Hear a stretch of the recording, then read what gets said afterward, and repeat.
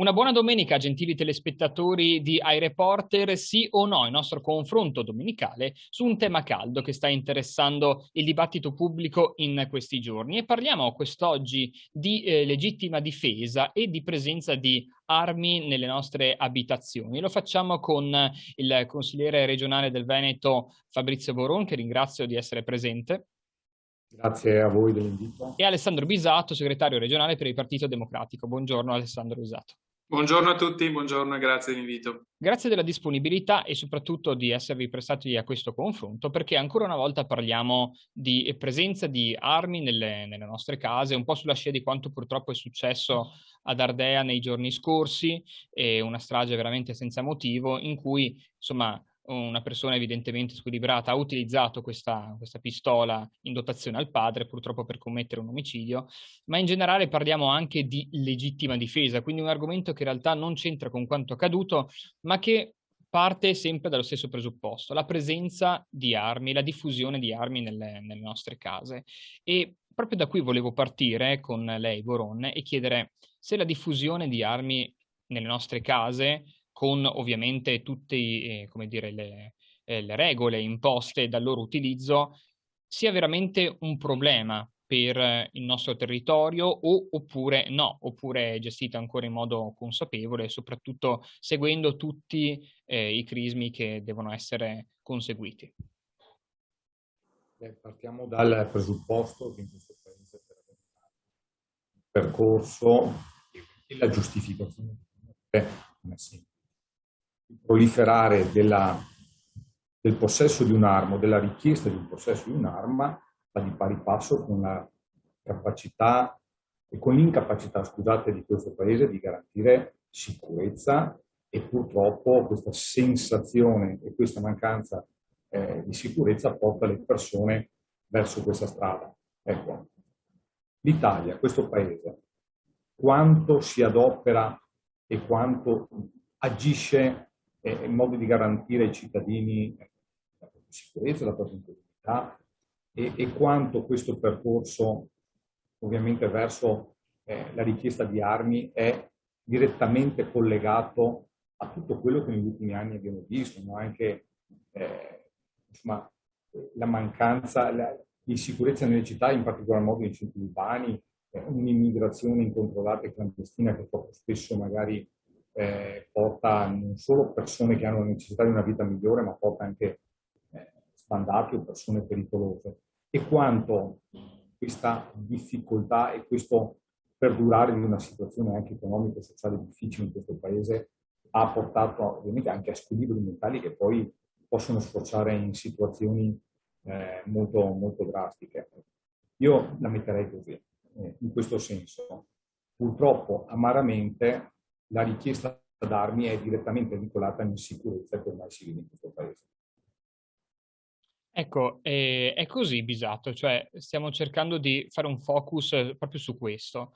La richiesta di armi è direttamente proporzionale alla percezione di insicurezza, o comunque percezione di una sicurezza che non è sufficiente, e quindi il privato cittadino ricorre a questa diciamo, sicurezza aggiuntiva, quella di possedere un'arma nella propria casa. È d'accordo con questa analisi? Guardi, io parto da un'altra considerazione. Io penso che il cittadino ha l'impressione che avere un'arma di fianco alla propria mano, al proprio letto, lo renda in parte più sicuro. Però poi se uno ci mette un po' di testa dentro a quello che potrebbe succedere se dovesse nella malaugurata ipotesi avere qualcuno di fronte, io penso che sia assolutamente preferibile non avere armi in casa, perché cioè le forze dell'ordine sono preparate all'utilizzo delle armi. Un privato cittadino, per quanto possa avere un porto d'armi anche per andare al poligono di tiro, non avrà mai l'abilità psicofisica di sapere quando usarla, come usarla, e rischiando magari di usarla anche contro qualche caro. Quindi ne abbiamo di tutta la percezione anche di quello che succede in altri paesi che hanno liberalizzato profondamente l'acquisto delle armi. Gli Stati Uniti, da questo punto di vista, sono esemplificativi. C'è qualcuno che poi ha un colpo come dire, ha giorni in cui non riesce ad essere raziocinante e si mette a fare delle cose che sono assolutamente fuori dalla normalità, lo si trova ogni piè sospinto negli Stati Uniti. Quello che aveva avuto qualcosa a che ridire col proprio prof delle superiori perché quel giorno vede nero rispetto al mondo, o il caso specifico di Ardea in Italia. Lì, vede, mi sia permesso fare una sottolineatura. La vera questione è che, soprattutto dopo anche il periodo di pandemia che abbiamo vissuto, serve un intervento molto forte in termini di risorse, di interventi da parte dei servizi sociali per come dire, salvaguardare l'aspetto psicofisico delle persone. Io non ce l'ho di per sé a priori con la cagionevole salute mentale di quel ragazzo, però, tre però con il punto esclamativo, non posso permettermi come Stato di pensare che 2 ragazzini che erano nel cortile della scuola abbiano perso la vita perché si sapeva che questa persona aveva problemi di salute mentale, e però nessuno è andato a prendersi quell'arma che era legittimamente per il padre, ma non per il figlio, tenuta in casa. È un qualcosa che ci deve far pensare profondamente. Ma secondo lei quindi c'è un problema anche di concessione di queste armi? Cioè vengono date un po' troppo alla leggera in certe situazioni, non viene considerato il complesso abitativo dove queste vengono concesse? Io penso che serva una riflessione. Il porto d'armi quasi sempre è dato per andare al poligono di tiro, per esercitarsi al tiro. Poi sappiamo però che hai pur sempre in mano un'arma e che devi appunto saperla usare non in un ambiente asettico quale può essere un poligono in cui hai un mirino e ti sbizzarrisci, non è lo sport che, come dire, frequento o che mi veda particolarmente interessato, ma posso anche capire che sia uno sport come un altro. Se però quello è il pretesto per avere l'arma in casa, bisogna pensarci 2 o 3 volte. Bene, direi che questo è molto chiaro. Io volevo chiedere a Boroni invece qualcosa di un po' più specifico appunto riguardo la legittima difesa, che soprattutto, come dire, negli scorsi anni abbiamo imparato a conoscere attraverso un motto, diciamo, che è stato anche portato avanti in modo piuttosto forte, cioè la difesa è sempre legittima. Lei si ritrova in questa frase, insomma, e se sì, perché? E soprattutto perché è giusto ancora parlare di legittima difesa anche nel nostro territorio, in Veneto. Sì, per me la difesa è sempre legittima. Poi possiamo parlare qual è la proporzione, ovviamente, della difesa, no? Cioè, se io vengo aggredito, ovviamente, con uno schiaffo con un pugno, posso reagire con lo schiaffo con un pugno, di certo non con un'arma.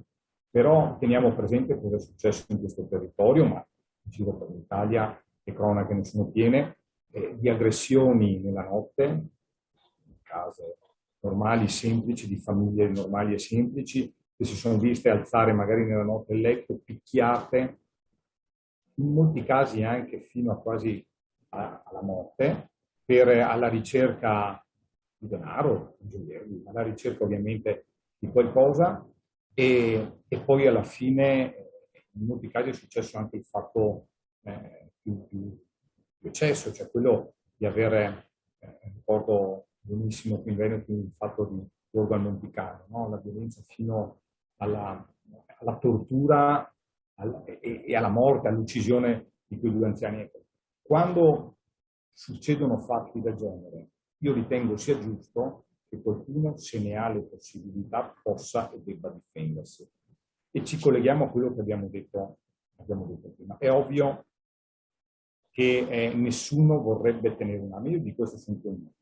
Io sono convinto che ogni persona non è contenta quando richiede un porto d'armi e si vuole armare. Ma se facessimo un attimino di analisi, molto probabilmente quella persona è stata violentata nel suo pensiero o anche nella sua vita privata da fatti che gli hanno fatto capire che nel momento in cui ce ne fosse necessità per salvaguardare la sua vita, i suoi figli, la sua famiglia, molto probabilmente se hai la possibilità ti difendi, anzi è un tuo diritto e dovere difenderti. Io ho sempre pensato che il modo giusto, leggo anche quanto detto dal collega prima che è intervenuto, se succedesse a me, se succedesse avvisato, che nella notte o anche di giorno entrano dei malviventi in una situazione ovviamente non così tranquilla, ma mettessero a rischio la vita e l'incolumità della propria famiglia. Ovvio, se non hai un'arma non la usi, ma se ce l'avesse, per qualsiasi motivo, perché magari l'arma la possiede, non so perché va a sparare al poligono o fa solo per passione, cosa fa? Chiama la polizia, fa il numero della polizia, avverte la polizia che c'è un'intrusione nella propria abitazione e attende diligentemente, magari sotto le minacce e magari anche le torture, che arrivi la polizia. Certo, non c'è dubbio, la polizia è quella deputata a difenderci, è quella che è in grado di difenderci, ma nel momento in cui succede il fatto, c'è il tempo e la possibilità di alzare la cornetta, chiamarla, aspettare e magari vedersi un proprio caro davanti violentato, picchiato, addirittura ucciso. No, credo che qualsiasi persona di ragione in quell'occasione, se ha la possibilità, si difende. E non c'è la necessità di un'arma, un coltello da cucina, un mattarello nel fare la pasta, qualsiasi cosa possa diventare un'arma è ovviamente il mezzo per cui difendere te e la tua famiglia. Ecco, il tema della discussione non può essere se è giusto o sbagliato, ma è se uno Stato, e ovviamente in questo caso nel paese in cui viviamo, non è in grado di assicurare, non dico la sicurezza totale, ma una sicurezza giusta, insomma, percepita, ecco, se vogliamo parlare percepita come giusta, qual è la conseguenza delle persone semplici? Stiamo parlando di pistoleri, stiamo parlando di persone semplici che a un certo punto, quando tutti i giorni, aprendo giornali e televisioni, si vedono aggressioni di qua, aggressioni di là, aggressioni sopra, aggressioni sotto, molto probabilmente ricorrono ai ripari. E mi permetto, non è il caso ovviamente, quando si parla di legittima difesa, di associare a quello che è successo con lo squilibrato. Lo squilibrato ha preso la pistola di un padre che molto probabilmente non l'aveva messa come ti obbligherebbe la legge in un contesto di sicurezza, cioè in un armadietto sigillato. L'ha preso e da squilibrato ha agito. La legittima difesa interviene quando io, aggredito, o chiunque aggredito nella propria abitazione o nei propri affetti, ha il diritto di difendersi. Io credo che questo sia giusto. Secondo lei, Boron, il nostro ordinamento deve essere un po' aggiornato in merito a questo tema, e in merito appunto alla legittima difesa e, come dire, metodi di difesa personale davanti a un'aggressione? Ma guardi, è già stata fatta una legge su questo, su quello che è legittima difesa, anche se poi io interverrei su quello che è la sindacabilità di quanto la reazione può essere proporzionata, perché troppo spesso se no ci troviamo che un caso può essere giudicato in un modo su un tribunale o in un modo diverso in un altro tribunale, magari codificando cosa vuol dire difesa proporzionata, magari codificando o cercando in qualche modo di codificarlo al fine che chiunque di noi si possa sentire poi non solo difeso o nella possibilità di difendersi da un'aggressione, ma poi non sentirsi anche mazziato all'interno di un tribunale perché magari qualcuno dice che hai agito in maniera sproporzionata. Ecco, di questi fatti ne siamo pieni, no? Pensiamo al gioielliere, pensiamo al ristoratore di non molto tempo fa che di fronte all'aggressione hanno reagito sparando, uccidendo, e in quell'occasione era a rischio la sua vita, è stato appurato di sì, perché l'aggressore aveva una pistola. Se codifichiamo delle cose, magari ne rendiamo un po' di esempi, forse su questo la legge, se fosse più precisa e più dettagliata, darebbe la possibilità di sentirsi più sicuri anche quando è ora di difendersi. Ecco, Bisato, chiedo anche a lei, innanzitutto, dal suo punto di vista, la difesa è sempre legittima e che cosa andrebbe modificato nell'ordinamento se è necessario, secondo lei, intervenire su questo punto? Borona ha citato appunto degli aspetti molto specifici, quindi magari restiamo proprio su questo. Guardi, io penso che sia uno di quegli argomenti molto sensibili su cui sia difficile semplificare una risposta dicendo è sempre legittima o, ad esempio, al contrario, non è mai legittima. Perché? Perché entrano in campo tutta una serie di considerazioni che in parte ha toccato anche il consigliere Boron, che rendono appunto difficile semplificare. Io dico che la difesa è legittima, naturalmente, come dice la legge, se è proporzionata all'offesa. Però ci sono ampi margini di grigio nell'interpretazione della norma, perché mi verrebbe da dire, un conto è di notte o di giorno, se stai dormendo, se c'è di fronte un familiare coinvolto, se l'ha portato in campo anche il consigliere Boron, se entra qualcuno per portarti via le galline e tu gli spari dietro, beh, obiettivamente è entrato a casa tua, e la semplificazione porterebbe a dire che la difesa è sempre legittima. Mi sento di dire che è sproporzionato rispetto all'evento delittuoso gravissimo in ogni caso, perché sta limitando la mia proprietà, ma come dire, che non può mettere in gioco la vita degli altri, anche se stanno commettendo un reato, e lì deve intervenire la legge e punire anche pesantemente chi si è macchiato del reato. Ci sono però elementi sulla legge che vanno modificati. Esempio concreto e specifico. C'è proporzione o sproporzione quando tu spari a qualcuno che di fronte a te mostrava di avere in mano una pistola? Il buon senso ti porta a dire, poi stabilisce qualcuno che gli hanno tolto il tappino rosso e non era più una pistola giocattolo o non era lo scacciacani. È chiaro che tu, non sapendolo prima, non è che puoi a fare una perizia della pistola, offenderti fino a portarti alla morte oppure no.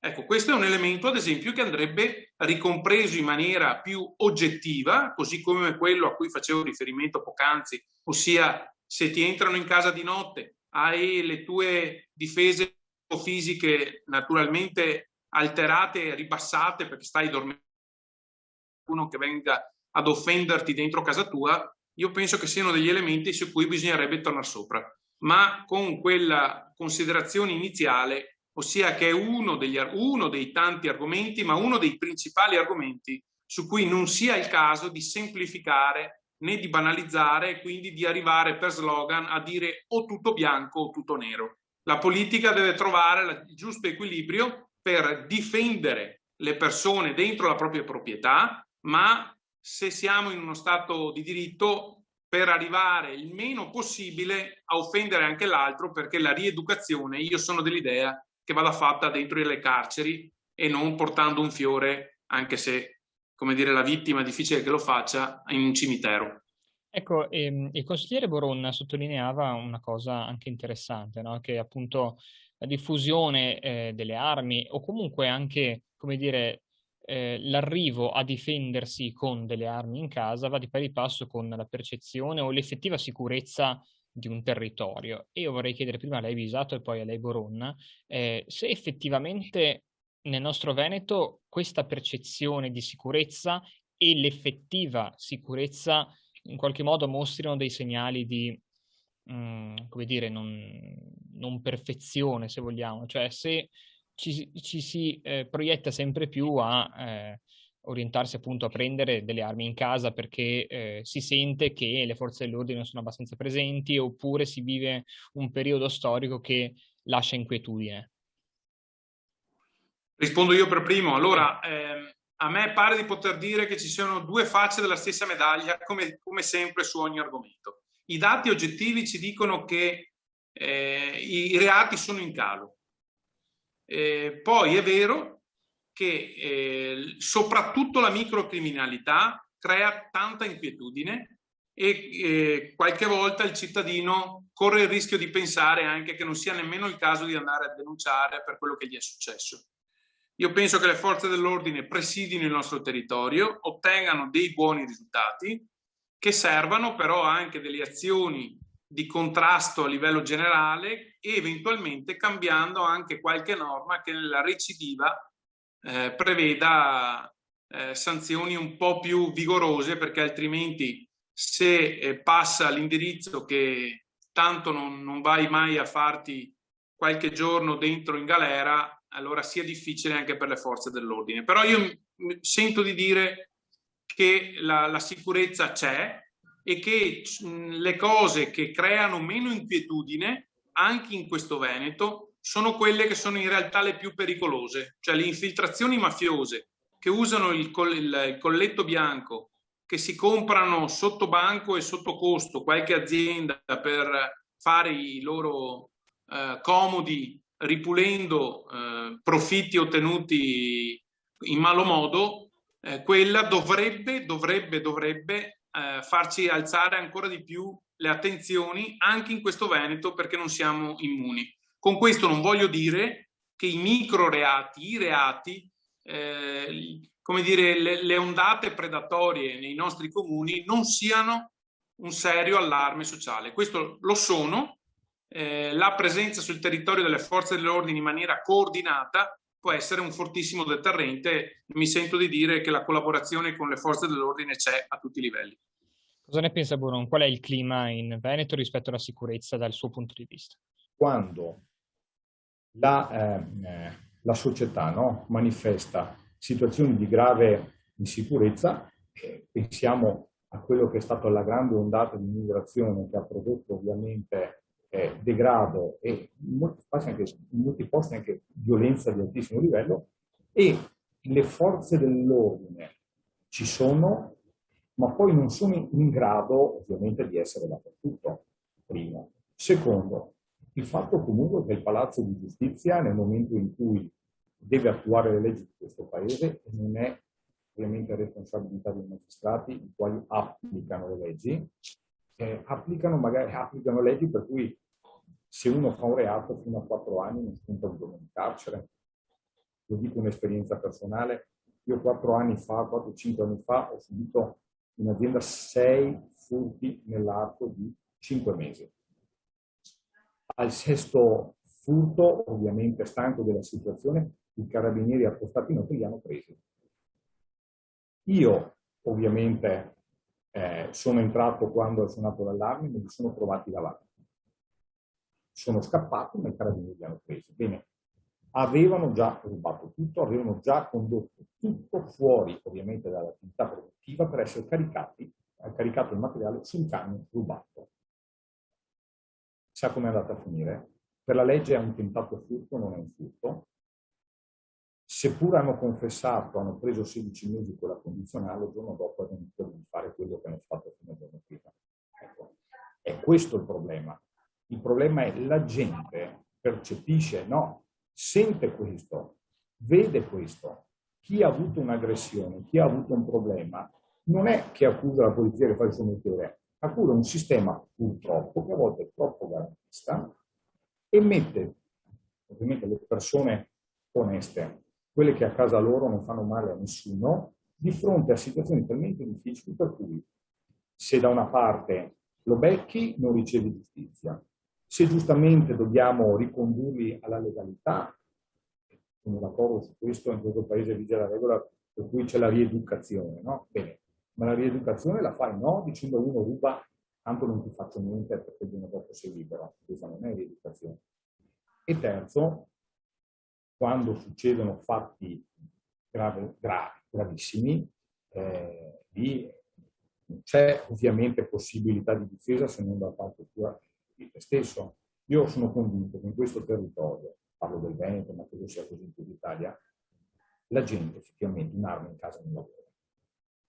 Quando arriva a richiedere un'arma è perché ha vissuto o ha subito o ha sentito una gravità e una situazione tale di insicurezza per cui ritiene che il possesso dell'arma possa essere il modo in cui di fronte al fatto increscioso riesci in qualche modo a difendere sé e la tua famiglia. Questa è la situazione.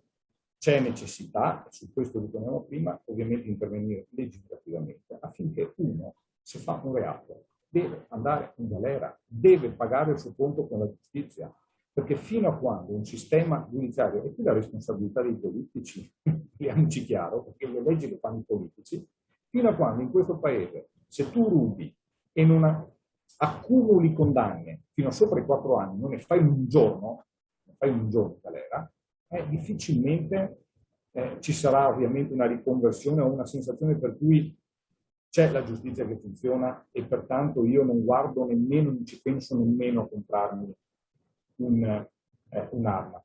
Perché molto spesso chi va in cerca di comprarsi un'arma è certo per il rischio dell'aggressione, ma anche perché a casa sua o nella sua azienda, di fronte a un lavoro, a un patrimonio che ha accumulato con tanta fatica e tanto sacrificio, se lo vede ovviamente deturpare e portare via con troppa facilità da chiunque scorazza, no?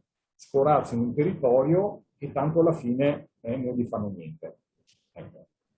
Prendo la mia responsabilità, anche se non sono ovviamente in Parlamento per poter influire in queste leggi, ma su questo credo, visto che c'è un governo di unità nazionale, dovrebbe pensare che allo stesso modo unità nazionale vuol dire intervenire anche sui fattori, oltre che economici e sociali, anche in ambito giustizia, che è una delle riforme poi che è in discussione e si dovrebbe fare.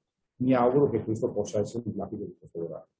Ecco, visto che siamo verso la conclusione, volevo proprio chiedere questo. Lei come si aspetta, ad esempio, i prossimi 10 anni in questa materia? Come si, prospettando insomma, il futuro del nostro territorio del Veneto, in generale dell'Italia, su questi temi, che cosa si auspica ovviamente, che cosa si spera di notare come cambiamento nel nostro territorio in merito al tema di insomma, possesso di armi e legittima difesa? Io mi aspetto che ci sia ovviamente una riforma della giustizia tale per cui il reato ha la giusta punizione. E mi aspetto che ovviamente a puntare il dito contro lo si faccia a chi delinque e non magari al poliziotto o al carabiniere che ha fermato il delinquente. Ecco, io mi aspetto quindi tutto un cambio di mentalità, un cambio di cultura in questo versante, perché la strada è decisamente opposta.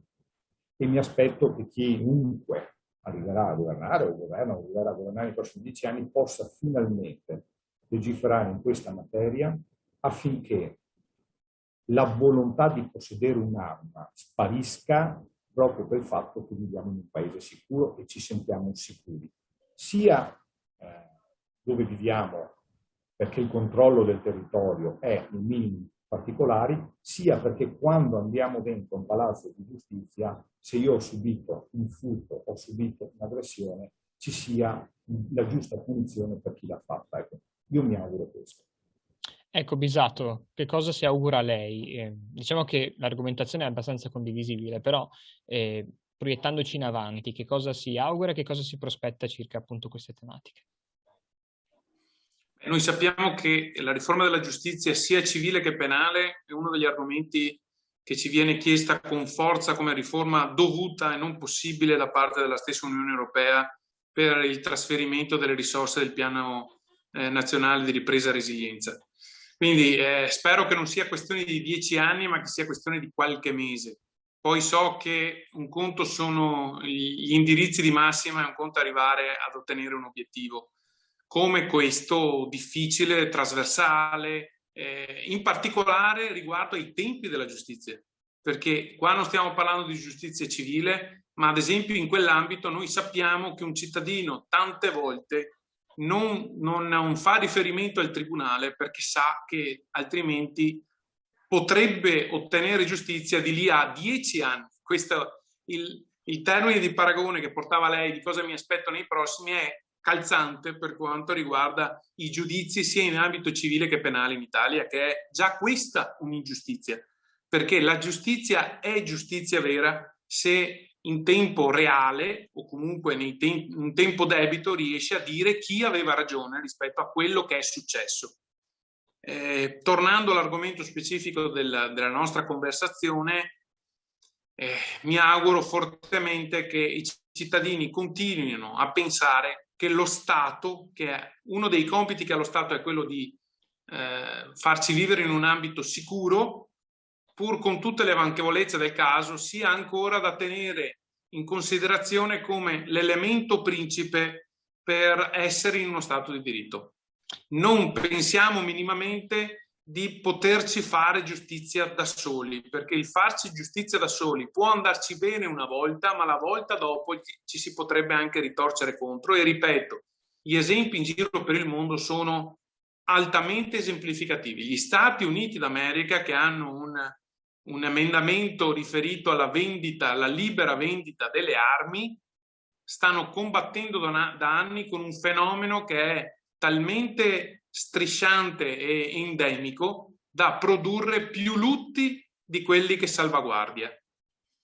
Quindi io non vorrei mai, se guardo sempre con molta attenzione a quello che succede negli Stati Uniti d'America, che è patria della democrazia, del progresso, in questo ambito lì abbiamo da imparare poco o nulla. Sarà bene che loro mettano un freno a questa vendita che a quel punto, ripeto, a un 16-17enne, a un 20enne frustrato dalla vita potrebbe comportare conseguenze dirette molto molto gravi per la nostra quieto vivere. E gli esempi sono anche nel nord dell'Europa, con interventi che non sono paragonabili a quello che è successo 2 o 3 giorni fa qui in Italia, ma il crinale comincia ad essere pericoloso anche da noi, perché potrei tornare indietro con la memoria a qualche assalto fatto, quello sì, per furore ideologico. E allora una volta è per furore ideologico, una volta è per l'instabilità psicofisica, un'altra volta è perché ce l'avevi a portata di mano.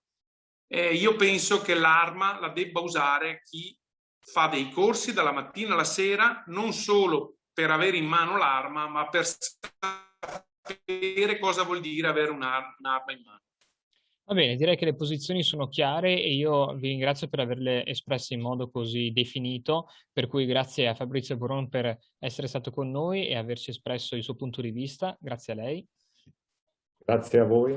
E grazie ad Alessandro Bisato per aver fatto altrettanto in un modo anche molto, insomma, dialettico. Mi è molto piaciuto, insomma, questo scambio di opinioni. Grazie, Bisato.